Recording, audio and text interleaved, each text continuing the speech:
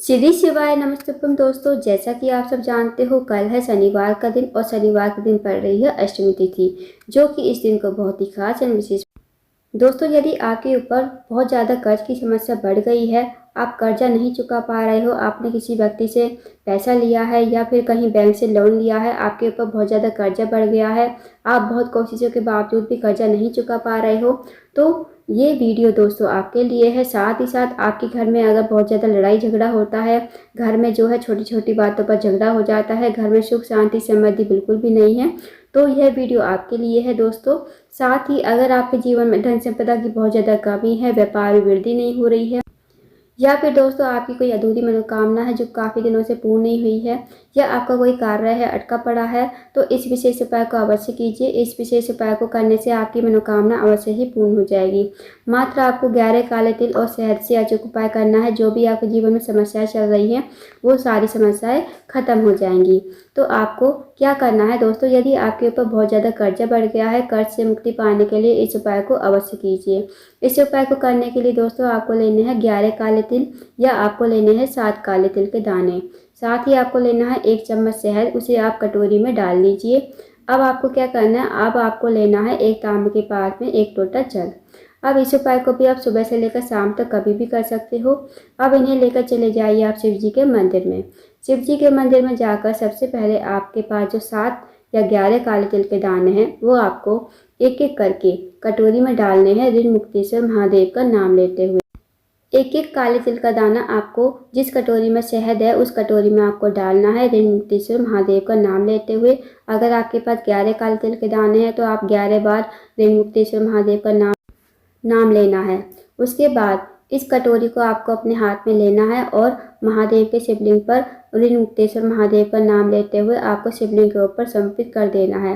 अगर आपके जीवन में बहुत ज़्यादा दुख है, कष्ट है, तकलीफ है, तो आपको शनिश्चर महादेव का नाम लेते हुए ये काले तिल के दाने शहद में मिले हुए आपको समर्पित कर देने हैं शिवलिंग के ऊपर। उसके बाद जो 1 लोटा जल है, आपको श्री शिवाय नमस्तुभ्यम कहते हुए शिवलिंग के ऊपर समर्पित कर देना है। उसके बाद महादेव से प्रार्थना करनी है, जो भी आपके जीवन में समस्याएं हैं वो सारी समस्या समाप्त हो। साथ ही आपके ऊपर जितना भी कर्जा चढ़ा हुआ है वो आपका कर्जा समाप्त हो जाए। तो आपको ऐसी मनोकामना विनती करके महादेव से जरूर करके आनी है। इस विशेष उपाय को अवश्य कीजिए। जो भी व्यक्ति, जो भी महिला इस उपाय को शनिवार की अष्टमी तिथि के दिन करता है, उसके ऊपर जो भी समस्या चल रही है वो सारी समस्या समाप्त हो जाती है। साथ ही साथ जो भी कर्जा है वो सारा भी समाप्त हो जाता है। तो दोस्तों, इस विशेष उपाय को अवश्य कीजिएगा, बहुत ही अचूक विशेष उपाय है। अब जानते हैं अगले उपाय के बारे में। अगला जो उपाय है दोस्तों, वो है सर्व मनोकामना पूर्ति के लिए। आपके जीवन में जो भी मनोकामना है, चाहे वो विवाह को लेकर हो, चाहे आपकी नौकरी को लेकर हो, चाहे आपके जीवन में बड़ी से बड़ी विशेष मनोकामना हो, सारी मनोकामना इस उपाय को करने से अवश्य ही पूर्ण होगी। तो आपको क्या करना है, आपको लेना है एक तांबे के पात्र में 1 लोटा जल। साथ ही दोस्तों आपको लेना है एक बेलपत्र। अब बेलपत्र जो है कहीं से कटा फटा खंडित नहीं होना चाहिए। उसके बाद लेने हैं आपको 11 चावल के दाने। अब जो आप 11 चावल के दाने लोगे वो भी खंडित नहीं होने चाहिए, इस बात का ध्यान रखिए। अब जो दोस्तों आप बेलपत्र लोगे ना, जो बेलपत्र की ऊपर मोटी मोटी डूंठ होती है, उसे आपको तोड़ लेना है। फिर आप इस उपाय को सुबह से लेकर शाम तक कभी भी कर सकते हो। अब इन्हें लेकर चले जाइए शिव जी के मंदिर में। शिव जी के मंदिर में जाकर सबसे पहले जो आपके पास 11 चावल के दाने हैं, वो आपको लोटे के जल में एक एक करके श्री शिवाय नमस्तुभ्यम का जाप करते हुए लोटे के जल में डालना। जैसे आपने 1 चावल का दाना डाला श्री शिवाय नमस्तुभ्यम, दूसरा चावल का दाना डाला श्री शिवाय नमस्तुभ्यम, मतलब आपको 11 चावल के दाने और 11 बार आपको श्री शिवाय नमस्तुभ्यम का जाप करना है। अब जो आपके पास बेलपत्र है वो आपको अपने सीधे हाथ की हथेली पर रखनी है। अब जो आप बेलपत्र अपने हाथ की हथेली पर रखोगे, जो डंडी का मुख होगा वो आपको अपनी तरफ रखना है और पत्ती का मुख आपको महादेव की तरफ रखना है। अब इसी बेलपत्र के ऊपर जो आपने अपने हाथ पर रखा है, बेलपत्र के ऊपर ही आपको 1 लोटा जल जो आप लेकर आए हो वो आपको अपने हाथ पर रखना है बेलपत्र के ऊपर। अब आपको अपनी मनोकामना कहनी है, जो भी आपकी मनोकामना है, चाहे वो धन से जुड़ी हुई हो, व्यापार से जुड़ी हुई हो, या आपकी विवाह में बाधा आ रही है, अड़चन आ रही है, आपके जीवन में जैसी भी समस्या हो, अपनी समस्या कहिए और इस जल को जो है श्री शिवाय नमस्तुभ्यम कहते हुए शिवलिंग के ऊपर समर्पित कर दीजिए। अब जो आपके पास बेलपत्र है वो आपको माता असौसुंदी के स्थान पर समर्पित करनी है। माता असौसुंदी का स्थान जलाधारी पर जलाधारी के बीचों बीच में होता है। माता असुरसुंदी जो है शिव जी की सबसे छोटी और प्रिय पुत्री हैं। तो आपको बेलपत्र जो है माता असुरसुंदी के स्थान पर समर्पित कर देना है। अब जो डंडी का मुख होगा वो आपको जलाधारी की तरफ रखना है, जहाँ से जल जो है नीचे बहकर गिरता है, और पत्ती का मुख आपको शिवलिंग की तरफ रखना है। इस तरह आप बेलपत्र चढ़ाओगे। अब आपको दोबारा अपनी मनोकामना बोल देनी है। जो भी आपकी मनोकामना है, मनोकामना बोलिए, और 2 मिनट आपको मंदिर में बैठना है। श्री शिवाय नमस्तुभ्यम का जाप करना है। फिर आपको भगवान को प्रणाम करके विनती करके आपको अपने घर पर आ जाना है। तो इस विशेष उपाय को अवश्य कीजिएगा दोस्तों, बहुत ही अचूक विशेष उपाय है। इस विशेष उपाय को भी करने से आपकी मनोकामना अवश्य ही पूर्ण हो जाएगी। अब जानते हैं दोस्तों अगले उपाय के बारे में। अगला जो उपाय है दोस्तों, यदि आपके घर में कोई भी व्यक्ति बीमार रहता है, काफ़ी दिनों से बीमार पड़ा है, उसकी जो बीमारी है दूर होने का नाम नहीं ले रही, तो इस विशेष उपाय को अवश्य कीजिए। इस उपाय को करने के लिए दोस्तों आपको लेना है 1 तांबे के पात्र में 1 लोटा जल, साथ ही आपको लेना है 1 बेलपत्र। अब जो आप बेलपत्र लोगे कहीं से कटा फटा नहीं होना चाहिए, इस बात का ध्यान रखें। इस उपाय को आप सुबह से लेकर शाम तक कभी भी कर सकते हो। अब इन्हें लेकर चले जाइए शिव जी के मंदिर में। शिव जी के मंदिर में जाकर सबसे पहले आपको 1 लोटा जल श्री शिवाय नमस्तुभ्यम कहते हुए शिवलिंग के ऊपर समर्पित कर देना है।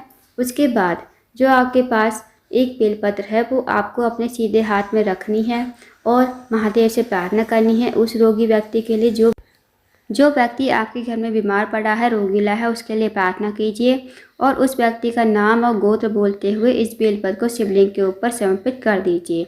उसके बाद आपको 2 मिनट मंदिर में बैठना है, श्री शिवाय नमस्तुभ्यम का जाप करना है। फिर आपने जो बेलपत्र चढ़ाई है शिवलिंग के ऊपर, वो आपको महादेव से विनती करके औषधि के रूप में आपको घर पर लेकर आनी है। अब आप घर पर लाकर इस बेलपत्र को उस रोगी व्यक्ति को खिलाना है और वो रोगी व्यक्ति चबा चबा कर इस बेलपत्र को खाए, ताकि जो उसकी बीमारी है बहुत जल्दी दूर हो जाए। यदि इस बेलपत्र को वो चबा चबा कर नहीं खाता है तो आप इसे सुखा लीजिए और इसे सुखाकर इसका पाउडर बना लीजिए। फिर आप इसे पानी में घोलकर भी दे सकती हो। यकीन मानिए दोस्तों, यदि आप इस उपाय को करते हो तो उसकी जो बीमारी होगी धीरे धीरे ख़त्म हो जाएगी और वो धीरे धीरे ठीक भी हो जाएगा। तो इस विशेष उपाय को अवश्य कीजिएगा, बहुत ही अचूक विशेष उपाय है। इस उपाय को करने से जो भी रोगी व्यक्ति बीमार है उसकी बीमारी ठीक होने लगेगी।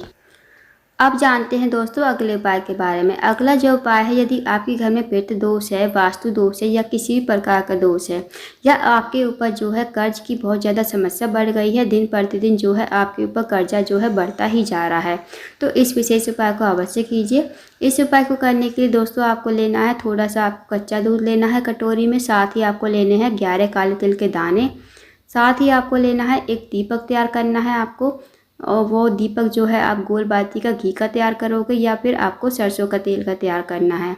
साथ ही आपको लेना है थोड़ा सा आटा या फिर थोड़ा सा गुड़। अब आपको ये जो उपाय है शाम को ही करना है, यानी प्रदोष काल के समय 5:30 से 6:30 के बीच में आप इस उपाय को कर लीजिए। अब आपको इन सामग्री को लेकर जाना है पीपल के पेड़ के नीचे। पीपल के पेड़ के नीचे जाकर सबसे पहले आपको जो दीपक है आपके पास, वो आपको ओम नमो भगवते वासुदेवा मंत्र का जाप करते हुए पीपल के पेड़ की जड़ में लगा देना है। उससे थोड़ी सी आरती कर देनी है। अब जो आपके पास 11 काले तिल के दाने हैं वो आपको कच्चे दूध में डाल देने हैं। फिर आपको ये कच्चा दूध और 11 काले तिल के दाने आपको पीपल की पेड़ की जड़ में समर्पित करने हैं ओम नमो भगवते वासुदेवा मंत्र का जाप करते हुए। साथ ही साथ जो आपके पास आटा है वो आपको भोग स्वरूप पीपल की पेड़ की जड़ में ही रख देना है।